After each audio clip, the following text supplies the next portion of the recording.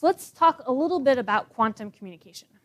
So quantum communication is designed to transfer encoded information between distant locations through some quantum communication network. And it's designed to enable two big things. The first is full security.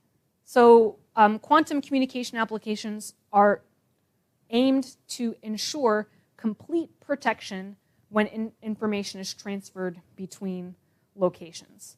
The most popular method to do this is called quantum key distribution, and it involves sort of assigning different people a confidential shared key for accessing data. And these kind of quantum encryption protocols are more robust than the best classical encryption. So the best classical encryption today is RSA, and people appreciate that this is going to be vulnerable once even the most basic quantum computers come online. So that's why kind of people have worked really hard to get quantum key distribution functioning beforehand. There's a kind of a famous quote about this field that says, we know mathematically that they never offer the same kind of security as quantum key distribution, meaning classical encryption methods. And so this is something that a lot of folks have embraced. And then the second thing that quantum communication is intended to enable is enhanced computing power. So there's this interesting connection between quantum computing, which again is going to be the focus of a lot of our class, and this idea of quantum communication.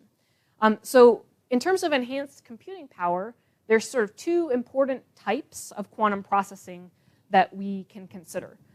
There's parallel processing, where multiple processors are connected and simultaneously execute different calculations broken down from a larger problem.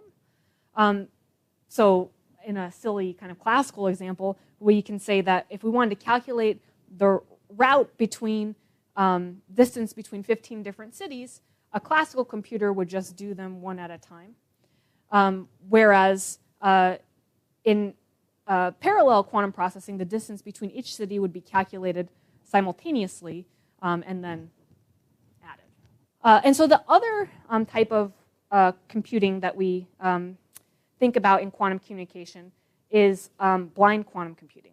And here, quantum communication is intended to provide secure access to some remote, large-scale quantum computers in the cloud. And so the remote computers don't have full access to the information that they're processing, and that is what would increase security of doing computation like that. And it also is what will allow us to do sort of remote quantum computation from our home computers and still be safe. So the ultimate goal of quantum communication is to establish something called the quantum internet.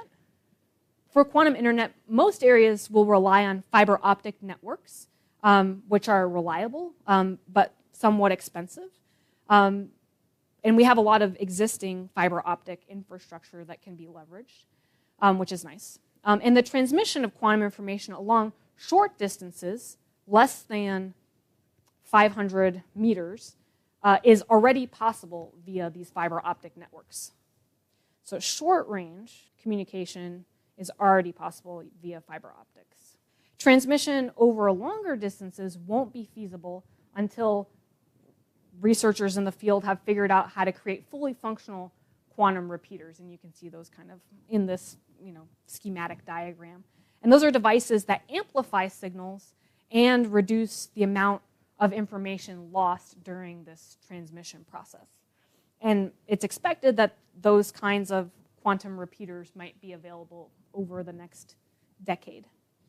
And for some long-distance communication, quantum satellites are being considered. So if you want to transmit information across an ocean, for example, that would be the way to do it. But those aren't going to be suitable for all locations, including places with extreme weather, for example. But this kind of creation of satellite networks and the related ground infrastructure needed for quantum communication also kind of presents a lot of challenges that current researchers are thinking a lot about. So quantum internet is a future. But some aspects of quantum communication is already happen, and this kind of small quantum networks over short distances already exists. And a key to this kind of short-range quantum communication is something called quantum key distribution.